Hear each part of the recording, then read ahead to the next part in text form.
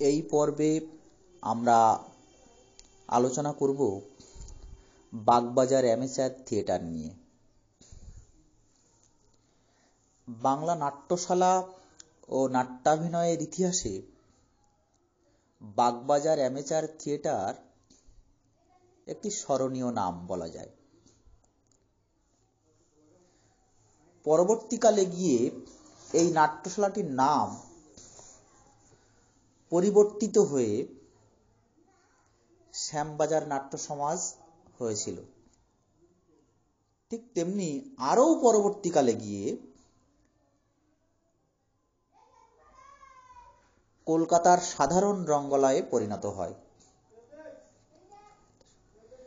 19 শতকের 6 দশক পর্যন্ত বাংলা নাটক ও রঙ্গমঞ্চ পরিচালিত হতো মূলত ধনী জমিদার ও রাজা মহারাজাদের পৃষ্ঠপোষকতায়, তাদের সাহায্যে, অনুগ্রহে। নাটক মঞ্চ তখনও পর্যন্ত সর্বসাধারণের জায়গা হয়ে ওঠেনি। কারণ ধনীরা, বড়লোকরা যেখানে থিয়েটার অনুষ্ঠিত করত তাদের অর্থ ব্যয় করে, সেখানে সাধারণ মানুষরা প্রবেশ করতে পারত না। ফলে দেশের বেশিরভাগ মানুষ যে সাধারণ, সেই সাধারণ মানুষের সঙ্গে নাটকের, থিয়েটারের পরিচয় ঘটানো সম্ভব হয়ে ওঠেনি। ফলে নাটক, থিয়েটার বেশ পিছিয়ে ছিল। তখন ইংরেজি নাট্যমঞ্চে নাট্যাভিনয় বিষয়ে বিশেষভাবে দীক্ষিত ছিল।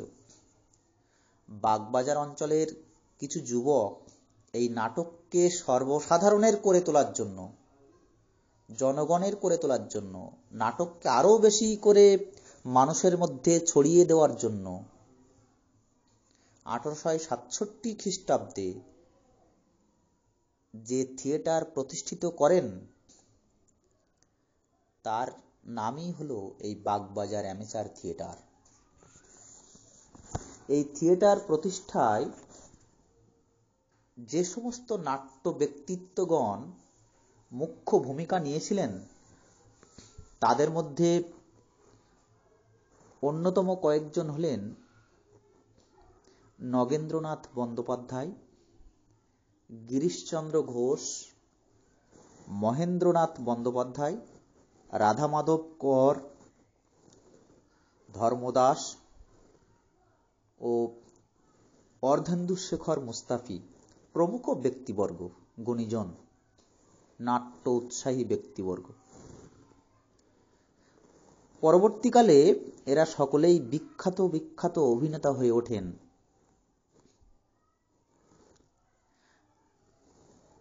যাই হোক, দীনবন্ধু মিত্রের সধবার একাদশী বাগবাজার অ্যামেচার থিয়েটারে অভিনীত প্রথম নাটক। 1868 সালের খুব সম্ভবত অক্টোবর মাসে সপ্তমী পূজার রাত্রে বাগবাজারের দুর্গাচরণ মুখার্জি পাড়ায় প্রাণকৃষ্ণ হালদারের বাড়িতে অভিনীত হয়। এই নাটকটিতে নিমচাঁদ চরিত্রের ভূমিকায়, অর্থাৎ নায়ক চরিত্রের ভূমিকায় গিরিশচন্দ্র ঘোষ এবং জীবনচন্দ্রের ভূমিকায় অর্ধেন্দুশেখর মুস্তাফি অভিনয় করেন এবং সাড়া জাগিয়ে দেন, খ্যাতি অর্জন করেছিলেন প্রচুর পরিমাণে।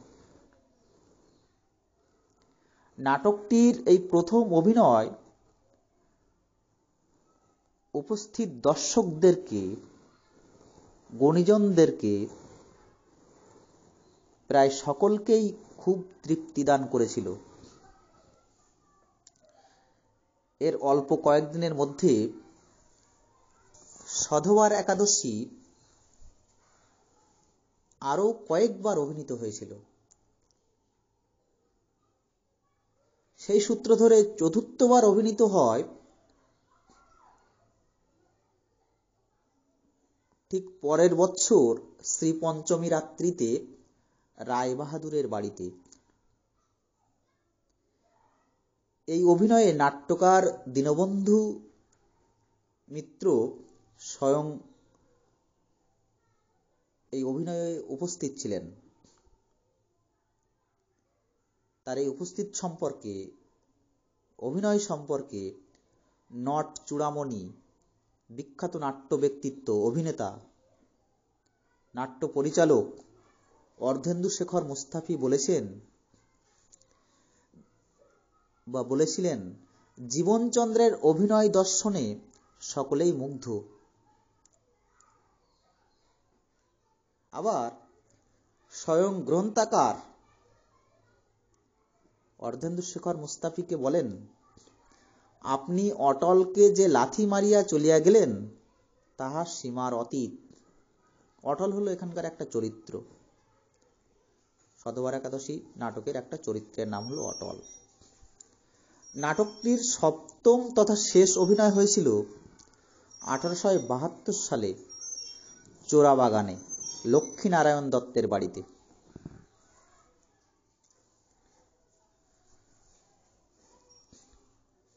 এই বাগবাজার অ্যামেচার থিয়েটারে সধবার একাদশীর পর দীনবন্ধু মিত্রের বিয়ে পাগলা বুড়ো নাটকটিও অভিনীত হয়েছিল। আর এই প্রহসনটি অভিনয়ের পর প্রায় 1 বছরেরও বেশি সময় ধরে কোনো নাটক এই বাগবাজার অ্যামেচার থিয়েটারে অভিনীত হওয়ার সুযোগ পায়নি বা সুযোগ হয়নি। অবশ্য পরে গিয়ে শ্যামবাজারে রাজেন্দ্রলাল পালের বাড়িতে অস্থায়ী স্টেজ বেঁধে দীনবন্ধু মিত্রের লীলাবতী নামক নাটকটি 1872 সালের 11ই মে অভিনীত হয়েছিল। ঠিক এই সময়ে থিয়েটারের নাম পরিবর্তিত হয়ে, যেটা আমরা প্রথমেই বলে এসেছি, থিয়েটারের নাম পরিবর্তিত হয়ে শ্যামবাজার নাট্য সমাজ হয়েছিল। এই থিয়েটারের অভিনয় ও মঞ্চ সাফল্য সম্পর্কে গিরিশচন্দ্র ঘোষ, যিনি প্রখ্যাত নাট্যকার, নাট্য পরিচালক, নাট্য অভিনেতা, এক কথায় নাটকের সব্যসাচী, তিনি বলেছেন, দৃশ্যপটগুলি ধর্মদাসবাবুর তুলিতে অঙ্কিত সামান্য চাঁদার অর্থে কার্য সম্পন্ন হইয়াছে, কিন্তু অভিনয়ের সুখ্যাতি এত বিস্তৃত যে দলে দলে লোক টিকিটের জন্য উমেদার অর্থাৎ ব্যস্ত।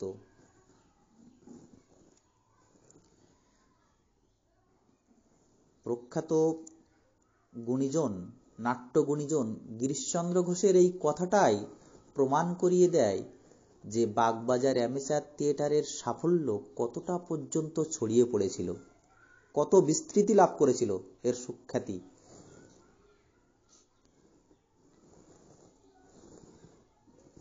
বঙ্কিমচন্দ্র ও তার বন্ধু বান্ধবদের উদ্যোগে চুঁচুড়ায় লীলাবতী নাটকের অভিনয় হয়েছিল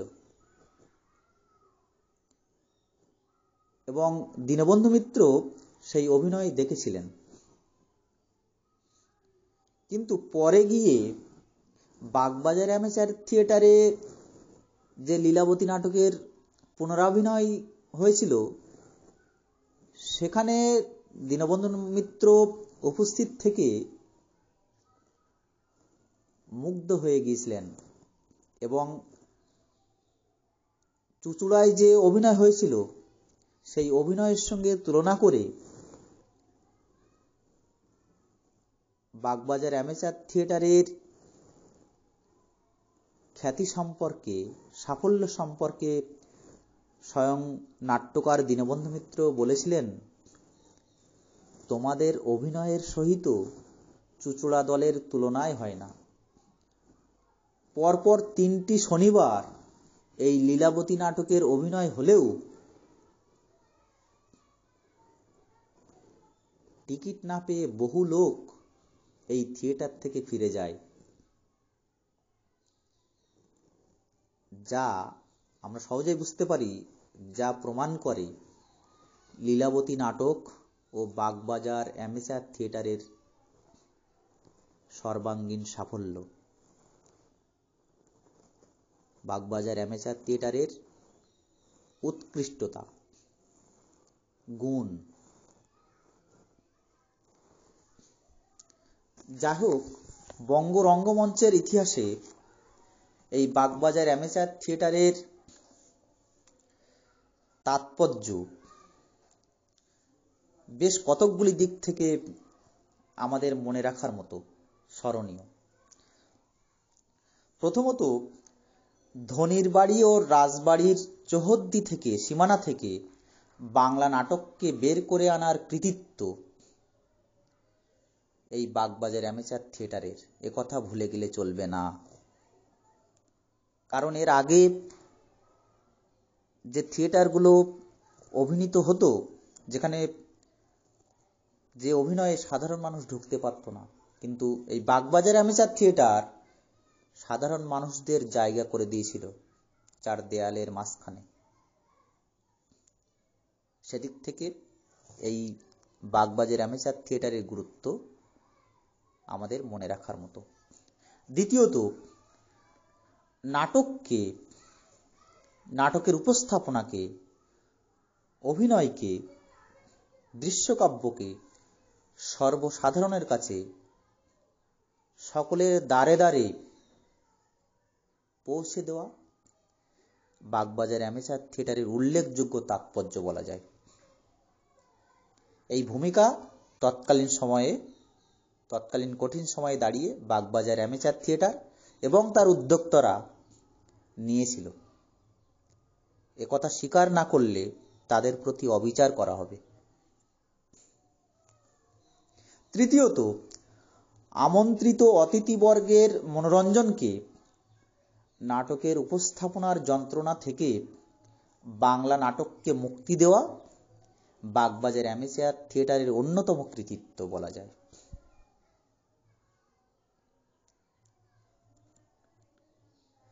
চতুর্থত,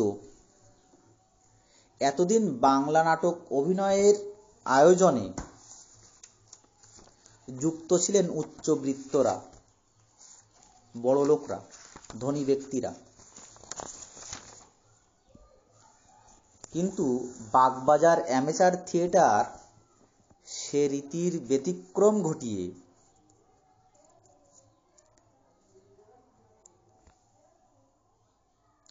মধ্যবিত্তের প্রাধান্য দিয়েছিল, সাধারণ মানুষদের সুযোগ করে দিয়েছিল নাটকের অন্দরমহলে, নাটকের ভিতরে প্রবেশ করার জন্য। এদিক থেকেও বাগবাজার অ্যামেচার থিয়েটারের নাম আমাদের ভুলে গেলে চলবে না।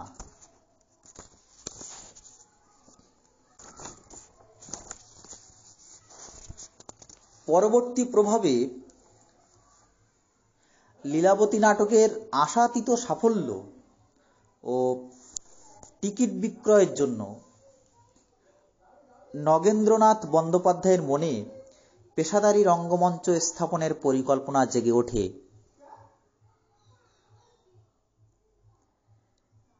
তার এই পরিকল্পনা, তার এই চিন্তাভাবনা, তার এই ব্যবসায়িক মনোবৃত্তি পরিশেষে সাধারণ রঙ্গালয় তথা ন্যাশনাল থিয়েটারের জন্ম দিয়েছিল 1872 সালের 7ই ডিসেম্বর দীনবন্ধু মিত্রের নীলদর্পণ নাট্যাভিনয়ের মাধ্যমে। যে ন্যাশনাল থিয়েটার আজকের দিনেও দাঁড়িয়েও বাংলা রঙ্গমঞ্চের পথ প্রদর্শক বলা যায়। এই ন্যাশনাল থিয়েটার